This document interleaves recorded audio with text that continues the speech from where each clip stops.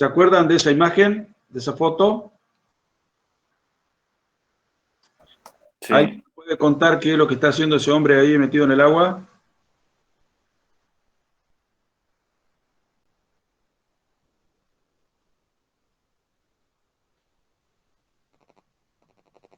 ¿No se acuerdan?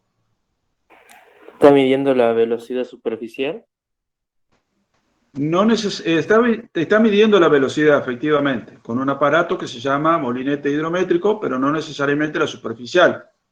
Recuerden que por esa barra el molinete se puede subir y bajar a través de una mariposa y se puede fijar la profundidad. Ahí está midiendo la velocidad en una de las verticales a lo largo del ancho de la sección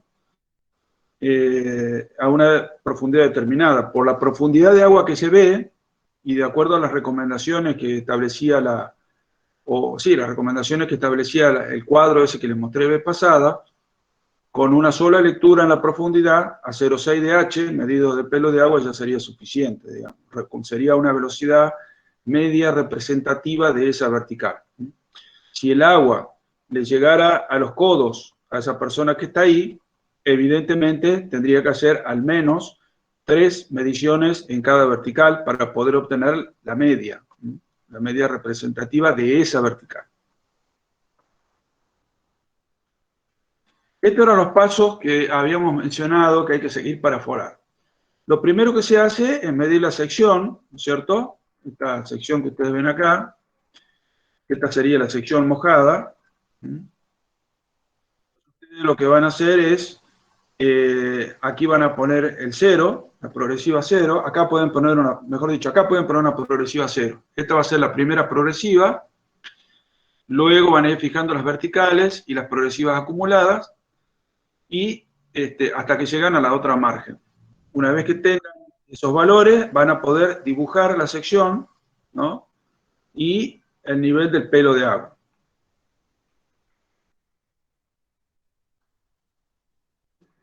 Bueno, ya seleccionaron las verticales, luego van a ubicar el molinete, van a medir la velocidad en cada una de esas verticales. Según la profundidad van a decidir si hacemos 1, 2, 3 o más mediciones por vertical. Y luego van a registrar los valores de revoluciones por minuto, que en el cuadro lo van a reemplazar luego por la ecuación del molinete, o si el molinete viniera ya con los valores de lectura directamente de la velocidad, anotan el valor de velocidad. Lo que sí tienen que tener en cuenta es que esta ecuación que pongan corresponda al molinete que están utilizando. Bueno, esta habíamos dicho que era la planilla que armábamos una vez que hacíamos las mediciones. Cuando hablamos de margen izquierda o de margen derecha, siempre es como si estuviéramos mirando el cauce hacia aguas abajo. Estamos mirando el cauce hacia aguas abajo. A partir de ahí decimos margen derecha y margen izquierda. Por lo que vimos en la foto,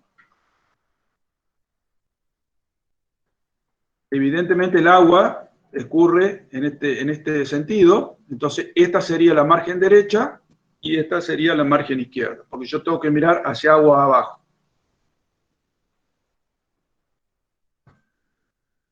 Bien. Bueno, lo que decíamos hoy, reemplazando estos dos valores en la ecuación, vamos a tener una columna donde están los valores de velocidad. Hay algunas progresivas como esta, por ejemplo, en la progresiva 20, voy a tener dos valores de velocidad. Los voy a tener que promediar y ese va a ser, el promedio va a ser el representativo de esa vertical, la de progresiva acumulada 20 metros. Una vez que yo tengo la velocidad representativa de cada vertical, voy a tener velocidad media 1, velocidad media 2, velocidad media 3 y velocidad media 4. Voy a promediar las velocidades entre verticales y voy a multiplicar por el área comprendida entre las dos verticales. Aquí voy a promediar velocidad media 2 y velocidad media 3 y voy a multiplicar por el área comprendida entre las dos verticales. Lo mismo entre 3 y 4. Y cuando estoy del lado de la margen, ya sabemos que esta velocidad es igual a 0, de manera que si promedio, sería la velocidad media 4 dividido por 2, multiplicado por este triángulo, que sería la superficie correspondiente. Lo mismo haríamos con este triángulo que está acá. Sumando esos productos, vamos a obtener el caudal que está pasando por esta sección. Eso es todo el proceso que hay que hacer.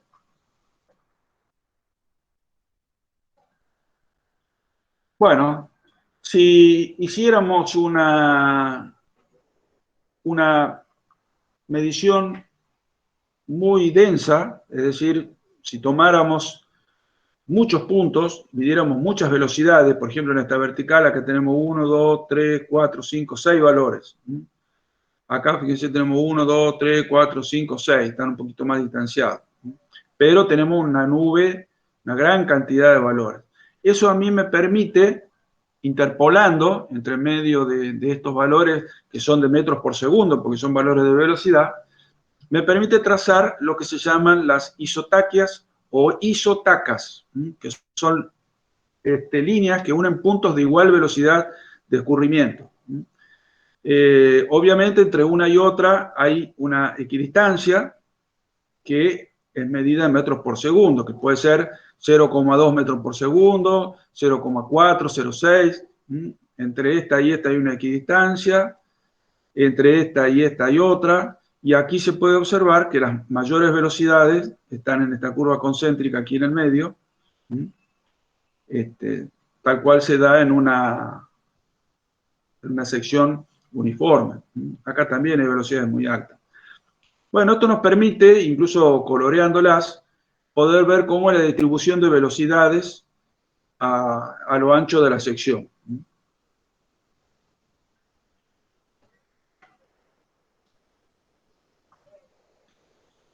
Bien, en la foto anterior veíamos a ese hombre tan tranquilo, con una profundidad de agua que a lo mejor no superaba los 50 centímetros, pero a veces tenemos que aforar y determinar caudales en ríos muy importantes, ¿no? Que tienen profundidades de 9, 10, 15 metros y anchos de por lo menos 1 kilómetro y medio, como son el río Paraná, el río Iguazú, el río Amazonas, ríos muy importantes. Entonces, para eso tenemos que contar con una barcaza de grandes dimensiones, con una dotación de personal y aparatos o dispositivos de mayor porte.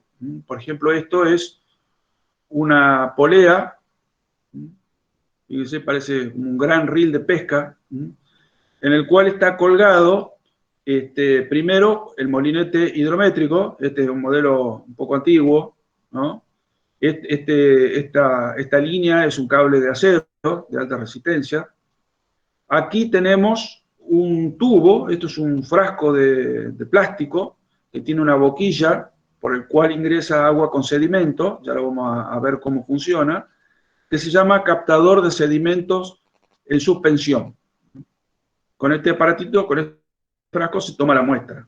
Y este dispositivo, que es de gran peso, se llama escandalo. Es un contrapeso que lo que hace es mantener la línea esta en vertical, porque si no la velocidad del agua me la inclinaría y las mediciones que yo haga no serían las correctas.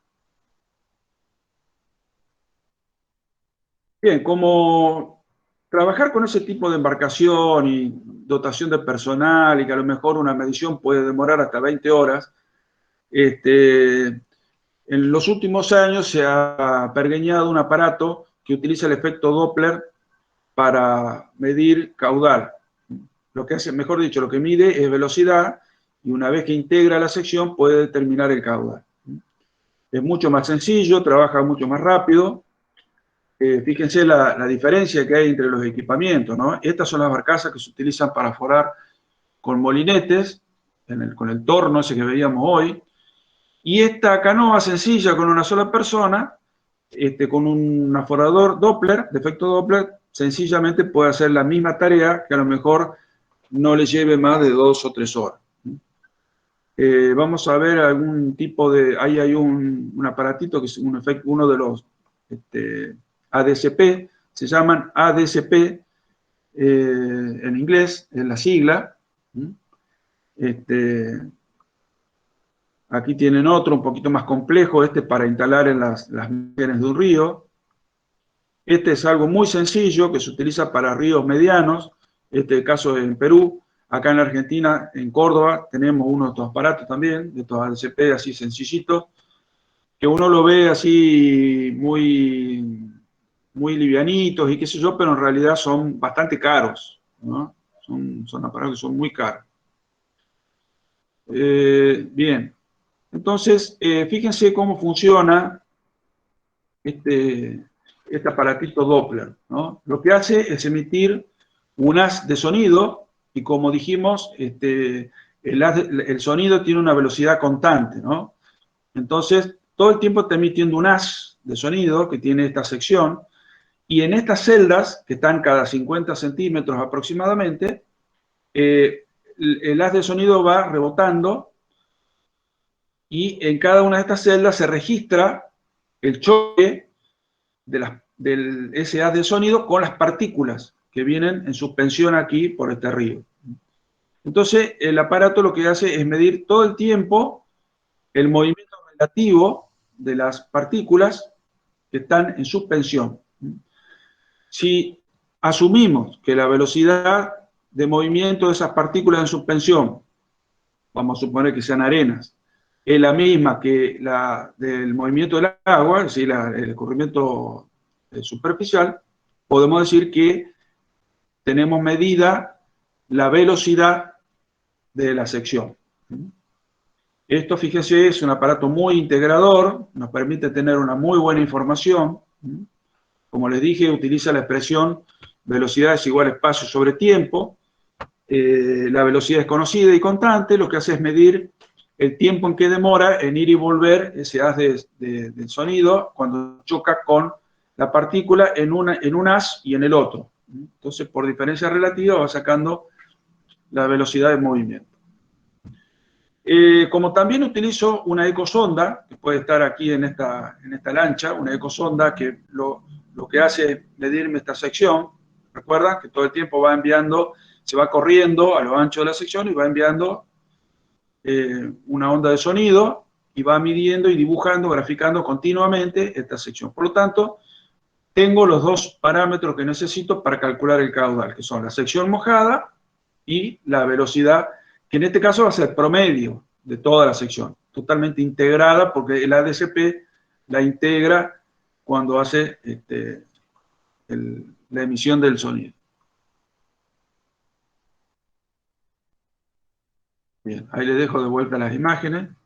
Este aparato es bastante parecido al que vimos en la imagen de cómo está en la margen del río.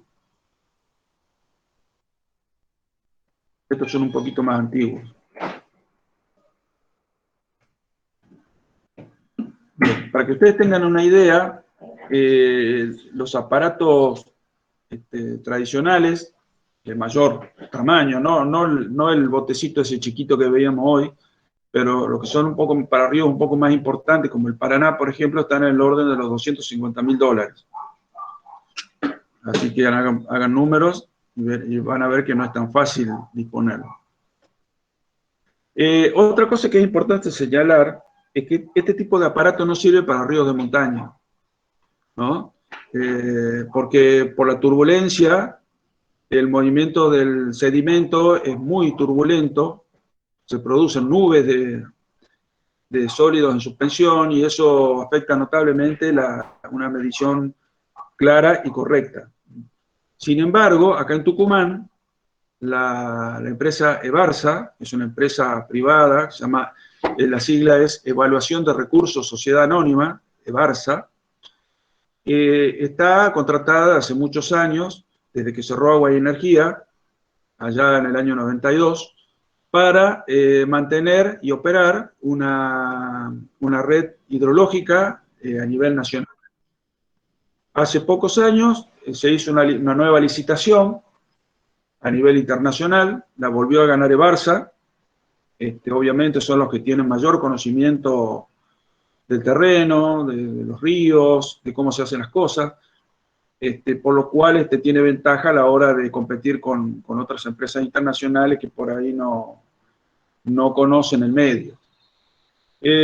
Bueno, se le dio un contrato por unos cuantos años, nuevamente, se lo continuó, pero con la novedad que deben instalar nuevas estaciones y mejorar algunas de las que ya estaban instaladas, agregándole, por ejemplo, estaciones automáticas, meteorológicas y con telemetría. Entonces, de esa manera, podemos en algunos ríos hoy saber el nivel que tienen a través de sensores Doppler, y también podemos saber cuánto está lloviendo, cada intervalo de 15, 30 minutos, cuánto está lloviendo de manera acumulada en esas estaciones. O sea que ha sido un avance muy importante, es una inversión que está haciendo el Estado Nacional.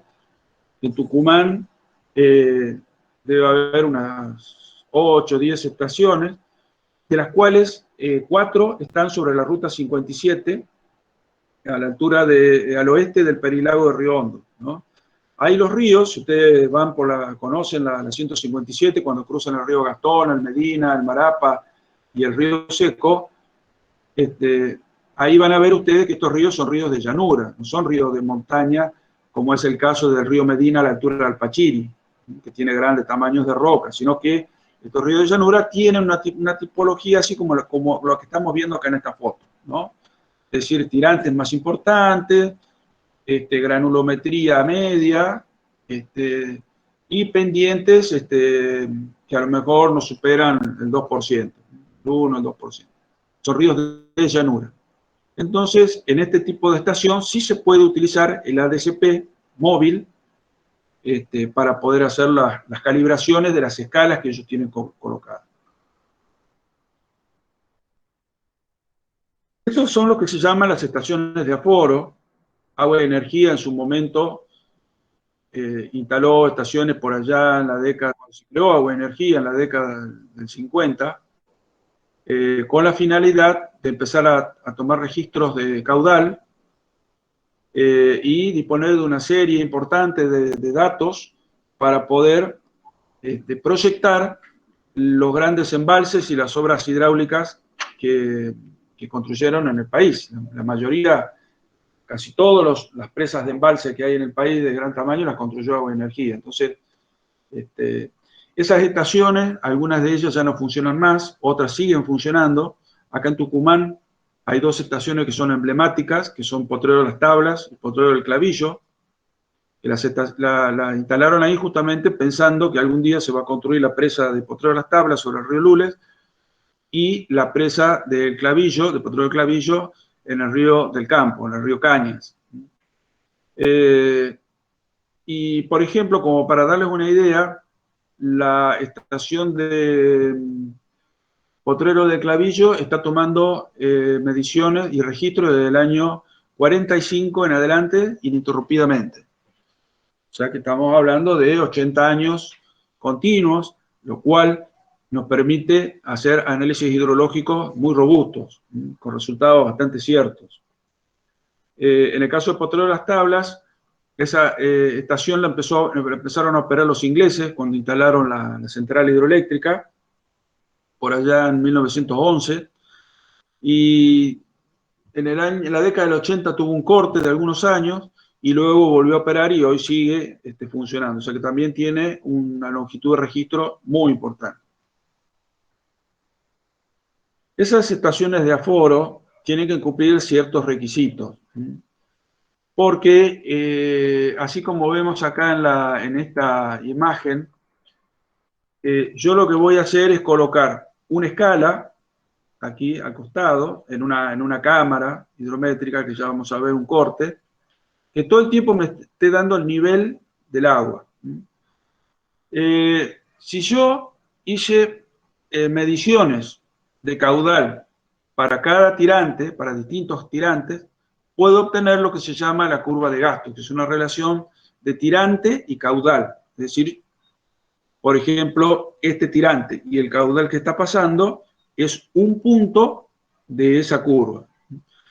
Si yo tuviera una nube de puntos, 10, 15, 20 puntos, puedo hacer un ajuste matemático con una función y tener una relación continua entre altura y caudal.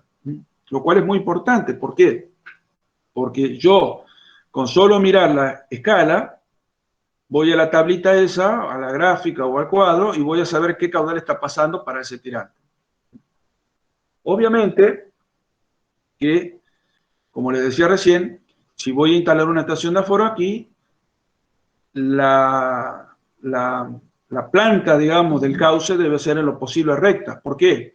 Porque si hubiera un meandro aquí, una curva, acá va a haber una gran variación de velocidad que va a hacer que varíe permanentemente la relación HQ, altura caudal.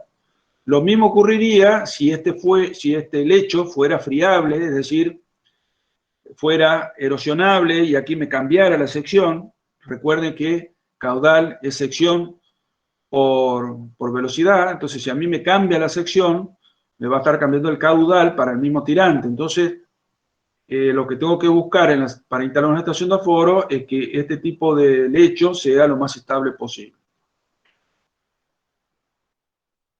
Esas son algunas de las condiciones. Las pendientes también de ese tramo deben ser en lo posible lo menor posible. Si tenemos pendiente del 5 o 6%, evidentemente el material rocoso que va a haber en el cauce más el transporte por rodamiento va a hacer que la relación HQ sea muy inestable. Bien, aquí tienen, estos son los tipos de estaciones que pueden encontrar. Podemos hacer aforos desde puentes fijos, desde puentes colgantes, en función del ancho del río. Podemos instalar torres metálicas con cable y canastilla. Ya vamos a ver una foto, ya les muestro. Aforos con barcaza, que es lo que vimos hoy que hacen en el río Amazonas. También podemos canalizar canalizar significa construir márgenes, márgenes fijas, ¿no? Como si fuera un gran canal, y construir un vertedero atravesado en el río, y de esa manera tener controlada la sección y poder, con la ecuación de vertedero, determinar los caudales que pasan. Eso es lo que hizo, yo creo que les comenté el caso, Minera Lumbrera cuando estudió los ríos de la cuenca del río del Campo. En algunos ríos de no tan importantes, a lo mejor tipo arroyo o ríos intermitentes, se pueden colocar también aforadores de resalto. Vamos a ver algunas fotos. Ahí tienen un puente. Ustedes aquí, en este puente, pueden colocar un hidrómetro, una escala, que puede ser una escala de chapa, de PVC, o incluso puede ser pintada. Luego van a medir los caudales para distintos tirantes y construir la curva HQ. Acá viene una buena aclaración acerca de uno de los métodos que vimos para determinar caudal. Ustedes se acordarán que vimos los métodos de sección mojada y pendiente, donde utilizábamos la ecuación de Manning. Bueno, fíjese, este río es un río evidentemente torrencial. Este corresponde a uno de los afluentes del río Nío, en la zona norte de Tucumán. No tiene agua. Evidentemente estamos en una época seca, que puede ser agosto, septiembre, y lo que yo me preguntaría es si yo puedo construir una HQ, una relación HQ aquí sin agua, o tengo que esperar que empiece a escurrir agua y esperar hasta el verano. Bueno, con la ecuación de Manning nos permite, si nosotros midiéramos la pendiente en un determinado tramo, de 25, 30 metros, la pendiente fuera uniforme, y yo determinara relativamente bien el coeficiente de Manning, que puede ser ponderado entre las márgenes y el lecho. Aquí tengo un coeficiente de Manning de hormigón, acá tengo uno de ripio, y acá tengo otro de hormigón. Entonces yo tengo que hacer la ponderación de los N de Manning. Tengo el radio hidráulico y puedo suponer distintos tirantes, los que los puedo asociar inclusive a la escala hidrométrica. Para cada uno de esos tirantes voy a saber la sección, ¿no? Porque esto lo voy a dibujar en escala. Y voy a determinar para cada tirante, para cada perímetro mojado, la velocidad por la ecuación de Manning. Esa velocidad la voy a multiplicar por la sección y la voy a asociar al tirante. Entonces voy a tener un punto de HQ. Suponiendo distintos tirantes, voy a poder hacer un HQ al menos estimada, que seguramente, una vez que venga la época de caudales en verano, puedo hacer una medición con molinete hidrométrico, por ejemplo, o con flotadores, y ver qué caudal me da para ese tirante y compararlo con la HQ que yo determiné con Manning. Así que esa es otra manera también de trabajar, que es práctica. No es lo más preciso, pero es práctica.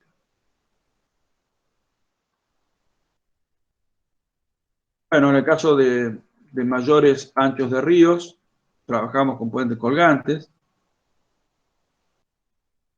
Esto es lo que yo les mencionaba, que se llama cable canastilla. Es un cable de acero que está colgado de dos torres metálicas, así como las de alta tensión, que están en las márgenes de los ríos. Esto es en el río Bermejo. Perdón. Y a través de una roldana, este hombre se va corriendo a lo largo de ese cable y se va posicionando. Fíjense que acá está el cable de acero, donde está el molinete con el contrapeso. Él se va posicionando en las distintas verticales, que ya las tiene establecidas aquí en el cable. Acá estará la vertical 1 y hace la medición correspondiente a esa vertical. Luego se traslada, mide la otra velocidad y así sucesivamente. En esta condición de escurrimiento del río, fíjense, el río estaba muy tranquilo, muy manso, ¿no? Quizás es muy fácil medir, pero este tipo de sistema es muy útil para cuando se presentan crecientes importantes y no hay otra manera de medir los caudales. Obviamente, el riesgo para la persona que está ahí arriba no es menor.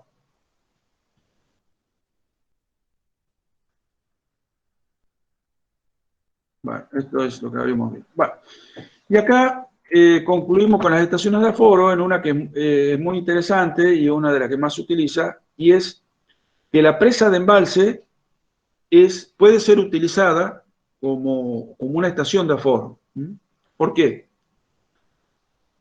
Porque yo en una hora del día puedo determinar, en base a esta escala que está acá, cuál es el nivel del embalse.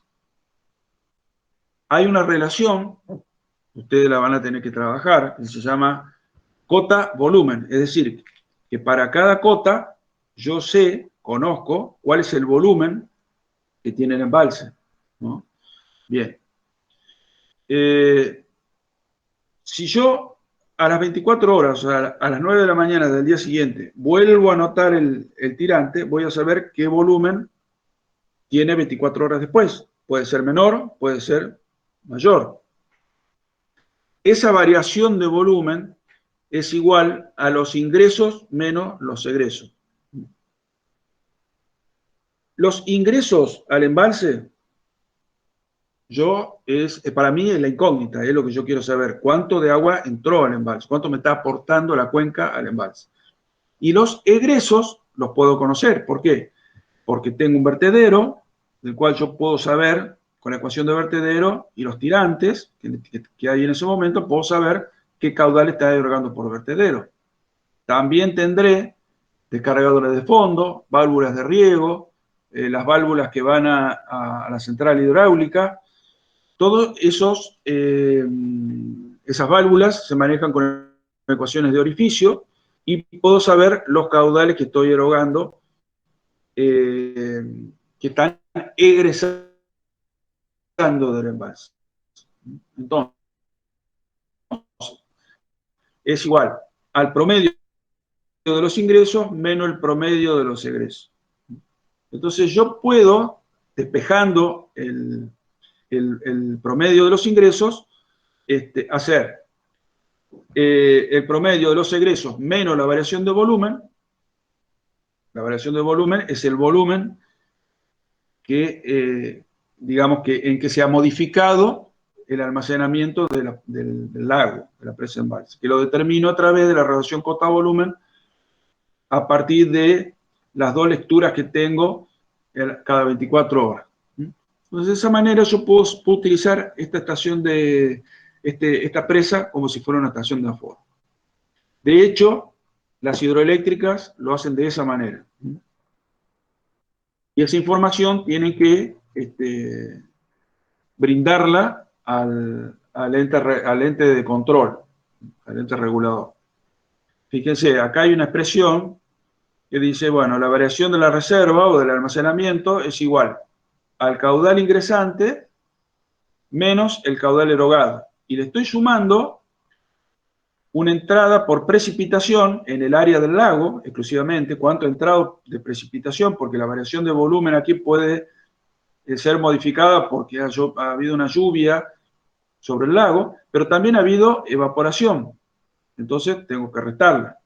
Entonces, precipitación más caudal entrante, que serían la alimentación del embalse, menos la evaporación y menos el caudal erogado, que sería la salida, me da a mí la variación de la reserva. Lo que yo tengo que hacer es despejar este valorcito Q, que es la escorrentía superficial, y es mi incógnita. Bueno, ahí está despejado. Bien. Si nos preguntamos cómo obtener esa relación de HQ, de cota a volumen, es una tarea que se hace periódicamente, cada tantos años, para ver cómo va variando el volumen del embalse para las distintas cotas. Ustedes saben que todos los embalses, por ser un cierre al río, un cierre frontal al río, provocan una retención, una trampa a los sedimentos. Es decir, todos los sedimentos quedan atrapados ahí y eso va colmatando el lago y se va perdiendo volumen de reserva. Entonces, cada tantos años hay que hacer una medición y determinar qué volumen tenemos para distintas cotas. Para eso se utiliza una lancha o un pontón como este, en donde se recorre un cierto circuito que ya está totalmente registrado por esta estación total en el margen, tiene las coordenadas totalmente registradas para poder dibujarlo después, y lo que va haciendo este bote es emitir un sonido. Volvemos otra vez al efecto Doppler, que hubiéramos hecho si no fuera por el amigo Doppler, es emitir con una ecosonda, emitir el sonido y medir el tiempo que demora en ir y volver. De manera que yo puedo dibujar tranquilamente para cada recorrido esta sección. Luego me correré para acá y haré esta sección de acá. Y luego estará esta sección de más allá. De manera que me están quedando a mí como porciones de volumen, ¿no? A las cuales yo las puedo dibujar y para distintas cotas ir sabiendo cuál es el volumen que tengo abajo y construir lo que se llama esa relación de cota-volumen. A su vez, hay otra relación que también es importante que se construye, que es la cota-área, es decir, para distintas cotas, por ejemplo medir esta área de la superficie del lago. Cuando la cota esté aquí abajo, la superficie será esta. Entonces tenemos dos relaciones, cota-volumen y cota-área. Ahí está una forma de posicionarla a los recorridos mediante triangulación topográfica. Y aquí hay un equipo completo para realizar esas tareas de batimetría. Está la estación total, una antena receptora para los datos que envía el pontón flotante o la lancha. Tiene una computadora, aquí está la ecosonda, que es la que emite el sonido, los prismas para la estación total, de manera que yo puedo hacer un recorrido aquí y saber perfectamente cuál es la sección abajo.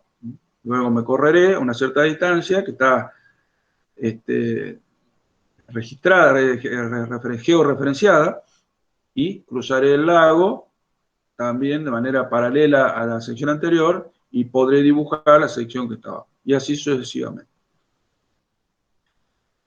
Acá en Argentina, en el norte, la Universidad de Santiago del Estero, la de Salta y la de Catamarca disponen de equipos de batimetría. O sea, tienen equipamiento como este para poder hacer batimetría.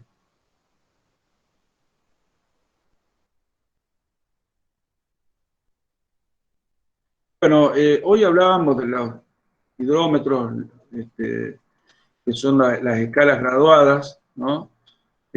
Acá, por ejemplo, fíjense, esta estación es la estación de aforo de Potrero Las Tablas sobre el río Lules. Este es el río Lules. Fíjense que estas son las escalas hidrométricas que tienen tramos de 1 metro, ¿no? Entonces, aquí tengo 1 metro, 2 metros y 3 metros. Entonces, todo el tiempo, la gente de Barça, que maneja esta estación, está sabiendo cuál es el nivel del río aquí. Y lo anota todos los días. De vez en cuando, hacen un aforo para saber, para ese tirante, qué caudal es el que estás pasando. Y tienen, fíjense acá, un alambre que cruza la sección y tienen marcadas con unas cintas blancas las distintas verticales donde van a sumergir el molinete y hacer la medición.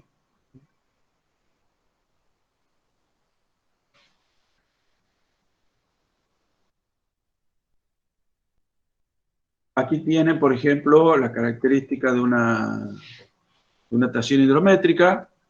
Vamos a verla acá en la corbata, por ejemplo, que se lo ve mejor. Fíjense, es muy curioso que se utilizan letras E, ¿no?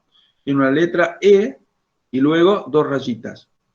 Cada rayita, ya sea negra o blanca, es de 1 centímetro.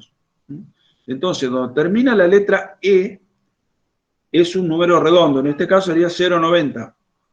0,91, 0,92, 0,93, 94 y 95. La base de la E siempre es el 5. 96, 97, 98, 99 y aquí estamos en el metro. Estos son 10 centímetros, cada espacio blanco o negro es 1 centímetro. ¿Y por qué se disponen de estas E? ¿Y por qué se dispone un cambio de color? Porque a veces uno tiene que hacer la lectura desde la margen y está lejos la escala. Entonces, está bueno, digamos, que uno sepa dónde, por ejemplo, acá tiene un 1 en rojo, entonces uno sabe que aquí es 1 metro, ¿no?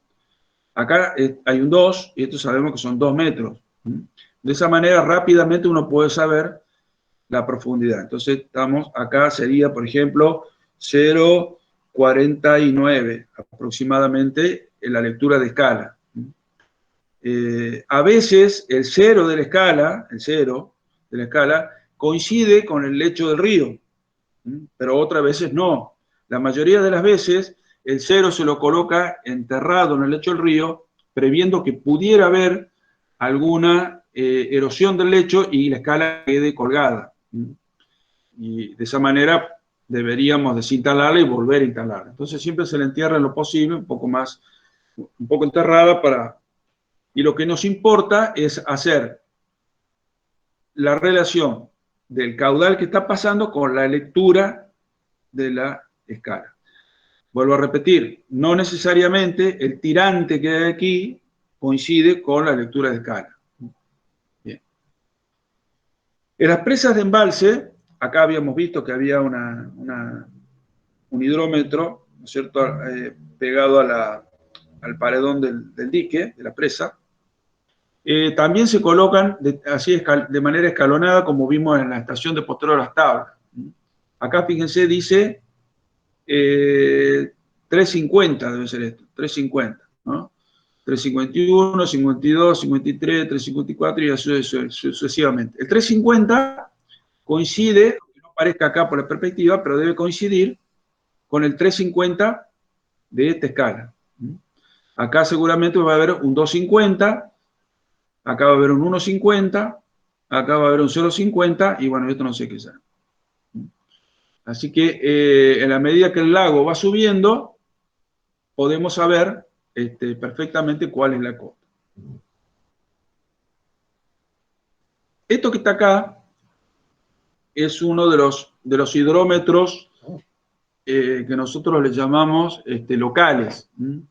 Son las señales o las marcas que dejan las crecientes en la población aledaña, e inclusive la gente que vive ahí muchos años nos puede decir en qué momento el río, digamos, registró su máxima altura. En este caso, fíjense, esto puede haber sido una crecida reciente o a lo mejor puede haber quedado marcado ahí a nivel del río después de varios años.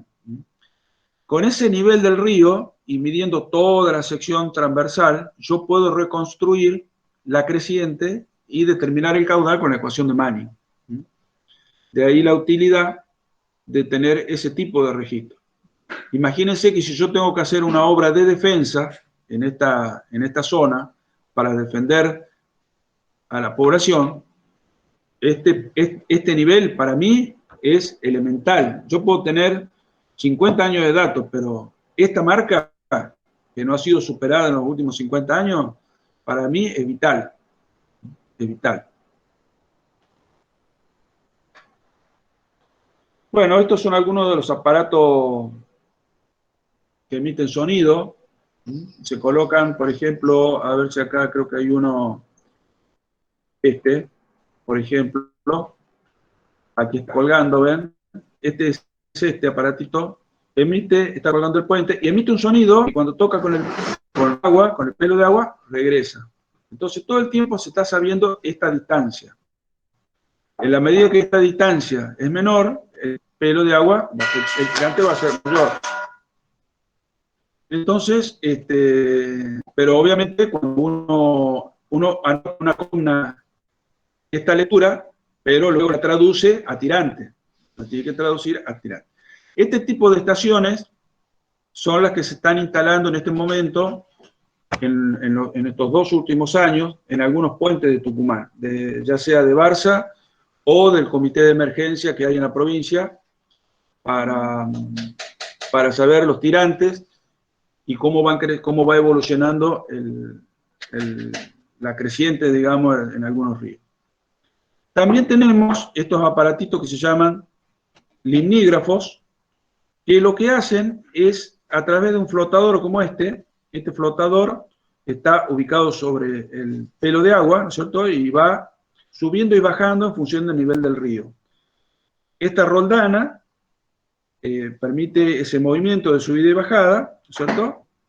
Y esto es un contrapeso que hace que esto se pueda mover hacia arriba y hacia abajo. Ese movimiento hacia un lado y hacia el otro, que indica creciente o bajante del río, es detectado por este data logger. Fíjense, acá está todos los chips para almacenar la información, y estos se llaman limnímetros continuos, es decir, de registro continuo y magnético. Acá, por ejemplo, está el data logger, que uno lo puede consultar en cualquier momento, inclusive puede tener la posibilidad de enviar la información telemétricamente. Hoy las estaciones de Barça tienen esa posibilidad, nos envían la información de manera telemétrica. Acá hay un ejemplo de cómo se colocan esos limnímetros. Se construye una cámara de hormigón, aquí al costado, bien profunda, y se une esa cámara, ¿no? Que puede ser un tubo de hormigón de gran diámetro o puede ser de sección rectangular o cuadrada, a través de un tubo, ¿no?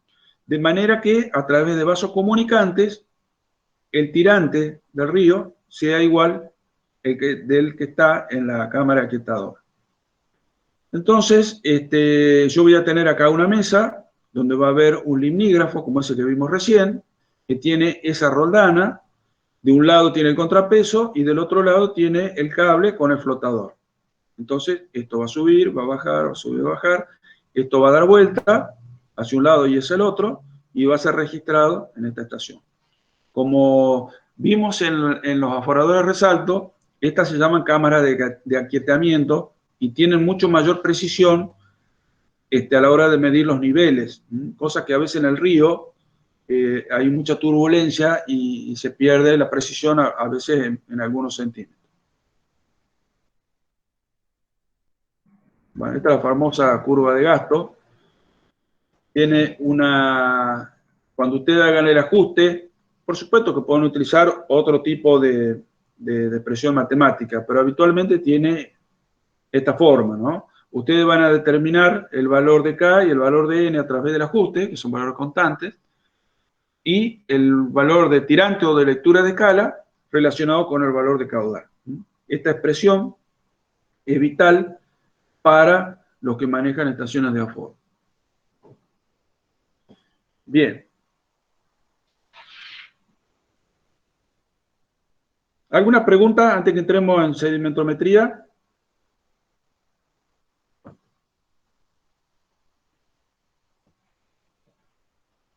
¿Alguna duda?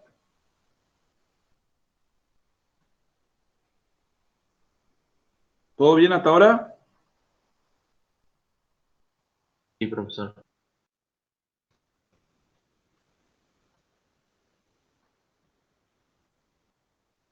Bueno.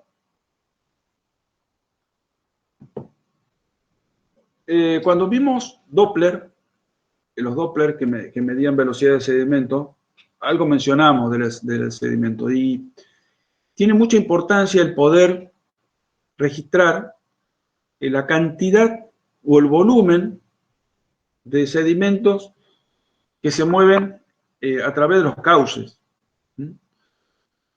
Porque, por un lado, puede afectar a una obra de toma que tenga finalidad de aprovechamiento de provisión de agua para consumo humano. Yo no puedo tomar agua que tenga sedimento. Entonces tendré que construir un derripeador o un desarenador que haga que el agua salga perfectamente limpia, sin ningún tipo de sólido. Para yo diseñar ese desarenador y lograr que el agua sea limpia a la salida, necesito tener un conocimiento acabado, no solamente del caudal sólido, es decir, el volumen de sedimento que se mueve por unidad de tiempo, sino que además tengo que saber tener una descripción del tipo de sedimento. Si es arena, si es limo, si es arcilla, qué tipo de material es el que se mueve en suspensión. Bueno, todos sabemos que los sólidos que están en el río provienen de la alta cuenca, es decir, hay desplomes, deslizamientos en las laderas digamos, cuyo material va a parar el cauce. Una vez que hay un evento hidrometeorológico importante, una tormenta importante, y con las pendientes que tenemos en la alta cuenca, ese material se traslada hacia aguas abajo. Y se pueden mover a través de rodamiento, son grandes rocas que ruedan, o a través de saltación, si fueran, van saltando, ¿no es cierto?, si fueran granulometrías de menor diámetro. Todo eso va a depender si estamos en la alta cuenca, en la media cuenca o en el canal de calma. Ustedes se acuerdan cuando vimos en la primera clase las características de esos tramos en una cuenca. Cuando hablamos de sedimento de suspensión, hablamos justamente de eso. Pero también en el río se traslada un material que se llama acarreo, que es el que se mueve por el fondo. Es decir, que no va flotando, sino que va rodando o saltando en el fondo. Eso se llama acarreo. Bien. Nosotros, para este tipo de material que nos interesa saber cuál es el aporte del sedimento, tenemos dos opciones. Una, estimarlo a través de expresiones empíricas, como esta que está en pantalla, o podemos medirlo, que ya vamos a ver cómo lo medimos. Si lo vamos a estimar, tenemos que saber cuáles son los parámetros que influyen en el aporte de sedimento, ¿no? Entonces, esta ecuación universal de pérdida de suelo, se llama USLE, esto es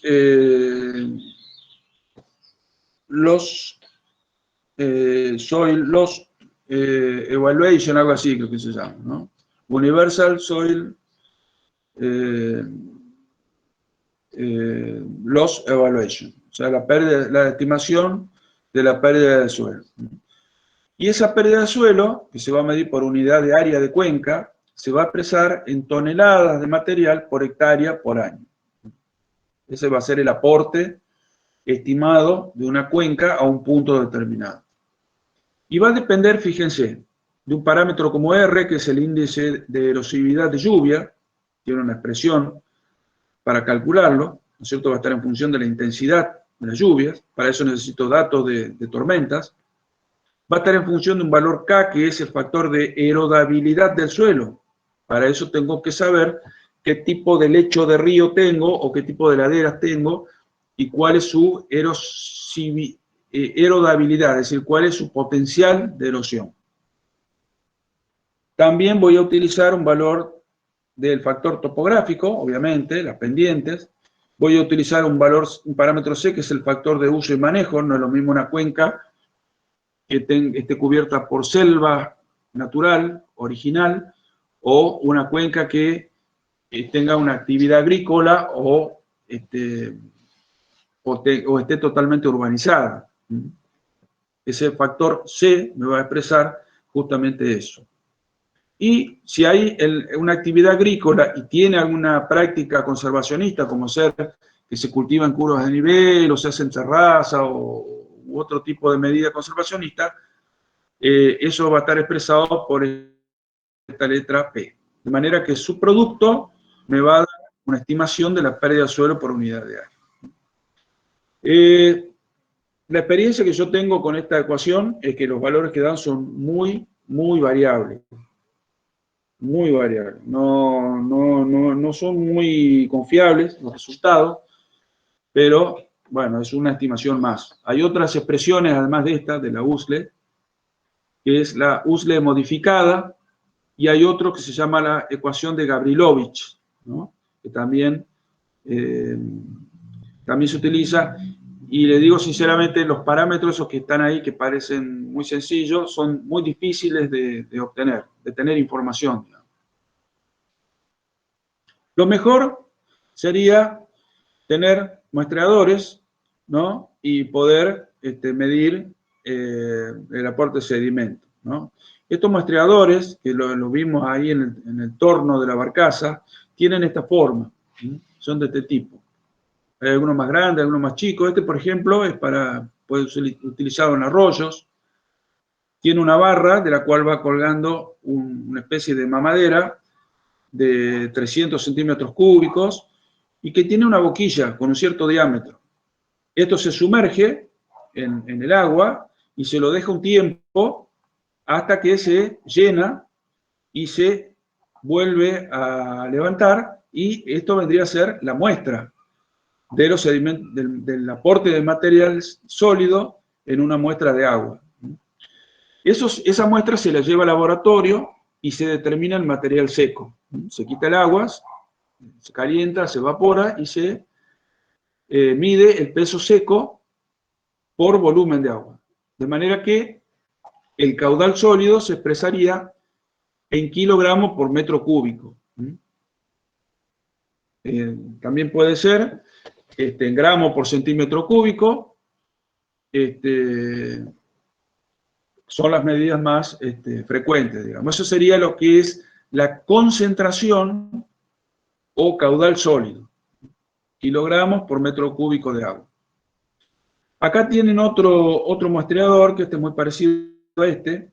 Fíjense la forma aerodinámica que tiene. ¿Por qué es importante la forma aerodinámica? Porque la velocidad de ingreso a la boquilla del agua debe ser igual o muy parecida a la velocidad de escurrimiento del río, para que la muestra que yo tome aquí sea lo más indisturbada posible, o sea, que sea como naturalmente se presenta en el río. Para eso voy a elegir un diámetro de boquilla adecuado, en función de distintos parámetros, y el volumen de muestra también va a ser importante. Fíjense, por ejemplo, un río como este, fíjense el color que tiene, evidentemente el aporte de sedimento es muy importante.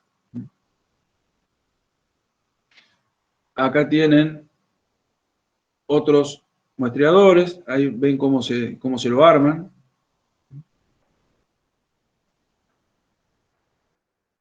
Bien. Estos muestreadores pueden ser integradores puntuales o continuos. Lo que yo hago es, al igual que cuando hicimos los aforos, a ver si tengo acá una fotito.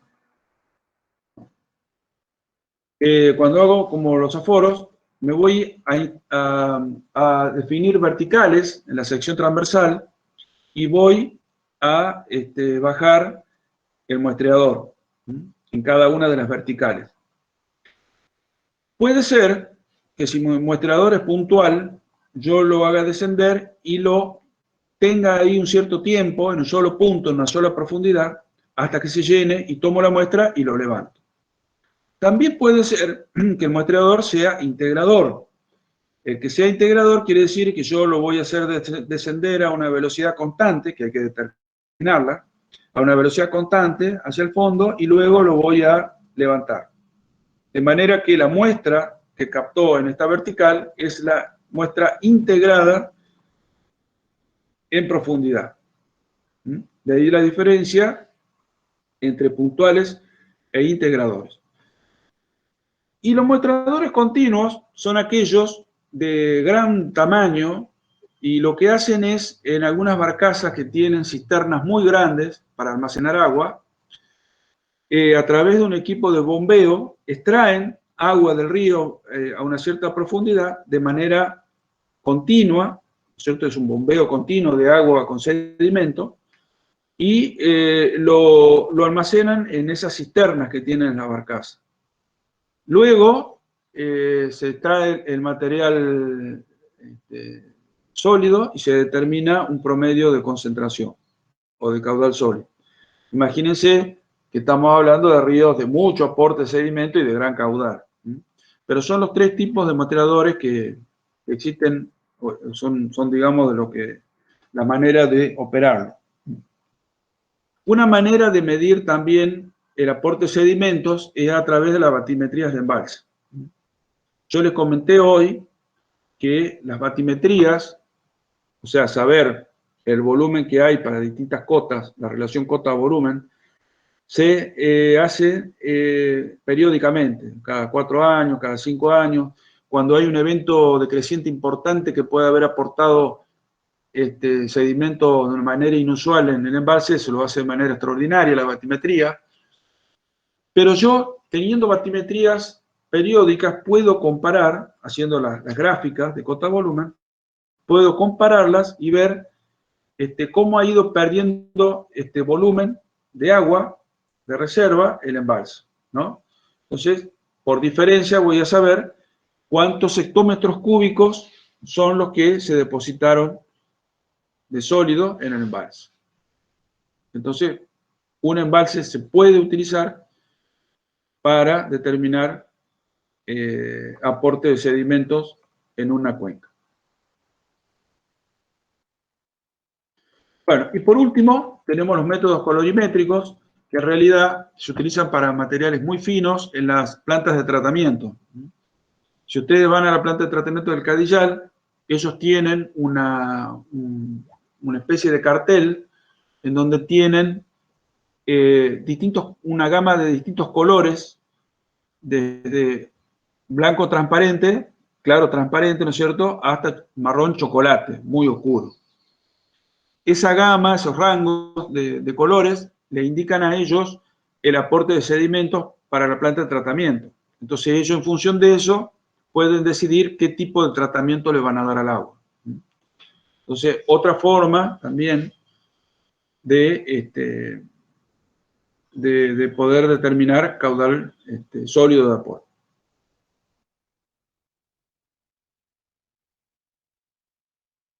Bueno, esta curva es una de las curvas más deseadas que uno pudiera querer disponer, ¿no? Es una nube de puntos en donde, fíjense, tengo un par de valores de volumen líquido, o sea, de volumen caudal de aporte en un determinado periodo de tiempo, y el caudal sólido aportado para ese volumen de agua, vamos a suponer que estamos hablando del mes de marzo de algún año. Yo multiplico el caudal por los segundos del mes y voy a obtener los metros cúbicos de volumen de ese mes de marzo. Si lo divido por 1.000.000, voy a obtener los hectómetros cúbicos. Un hectómetro cúbico es 1.000.000 de metros cúbicos, ¿no? Y son 1.000 millones de litros de agua. Entonces, puedo saber con ese caudal medio mensual cuál es el volumen en hectómetro cúbico del mes de marzo. Y a su vez, si yo hice muestreos de sedimentos de caudal sólido en el mes de marzo, puedo tener este punto, ¿no? Si hago muchas mediciones, tendré esta nube, el punto que, como ustedes ven, difícilmente tenga un buen ajuste, ¿no? Fíjense, miren este punto. Para este mismo volumen de aporte, miren la amplitud que tiene el aporte de sedimento, ¿no? En algunos casos fue de 9 millones de toneladas, en otro caso fue de 12.000 y en otro caso fue de 25.000. Todo eso para el mismo volumen, para el mismo caudal. Bueno, obviamente el aporte de sedimentos depende no solamente del caudal, sino de muchas circunstancias que a veces hace muy difícil lograr un buen ajuste o una función matemática continua que me permita saber los aportes sólidos para distintos caudales. ¿Cuál es la bondad de esta relación? Que yo puedo saber, si tuviera un buen ajuste, ¿no? Si no, podría cometerse serios errores. Que si yo voy a diseñar una presa de embalse, y yo sé cuáles son los caudales de aporte, porque tengo un registro de 30 años, 40 años, también puedo saber, porque está asociado a través de esta expresión, cuál va a ser el volumen que voy a perder de reserva en el embalse.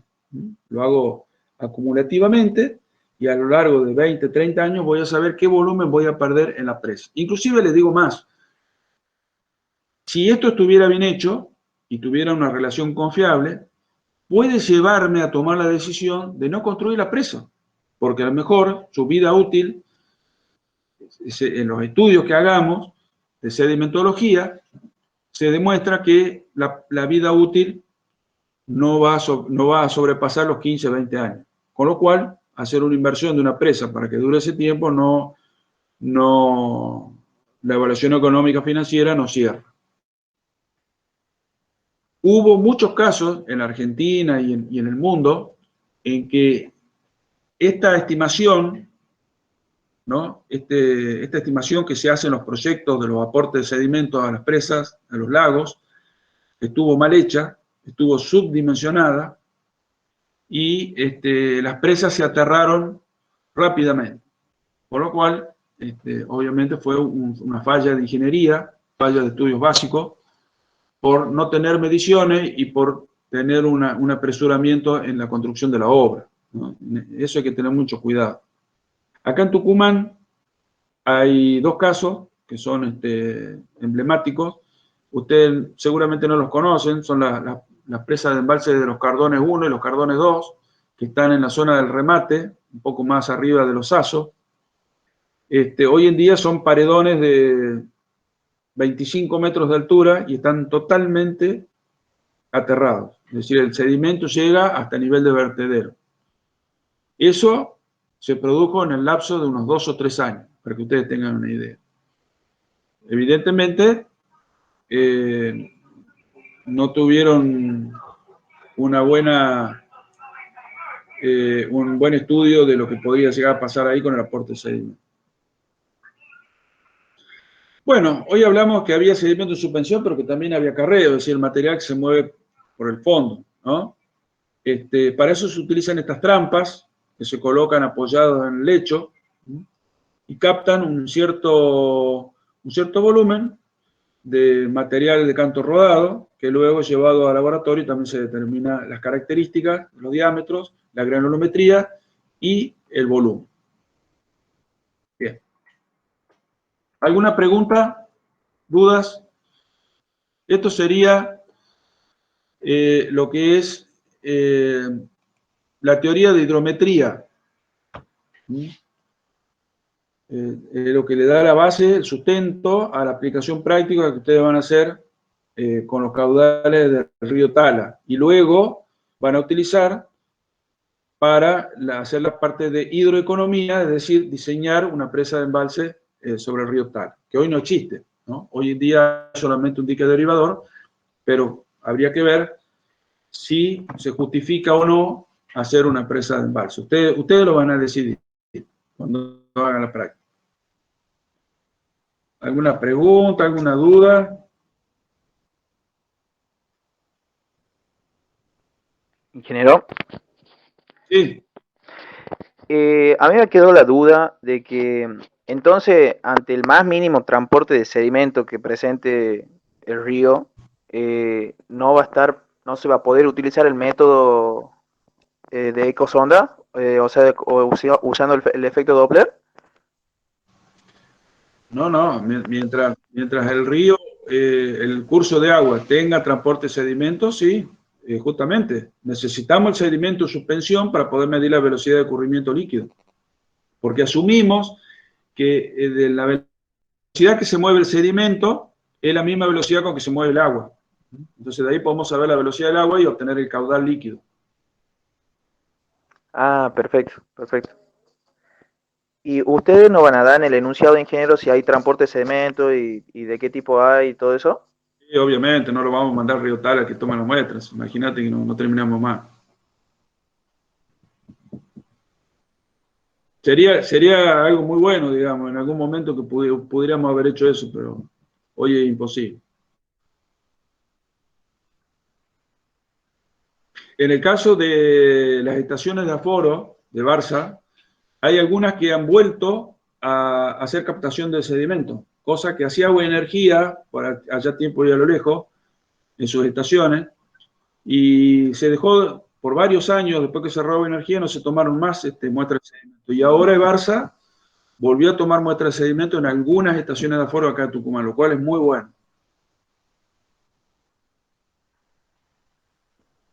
No particularmente en el río Tala, pero sí en algunas estaciones del sur.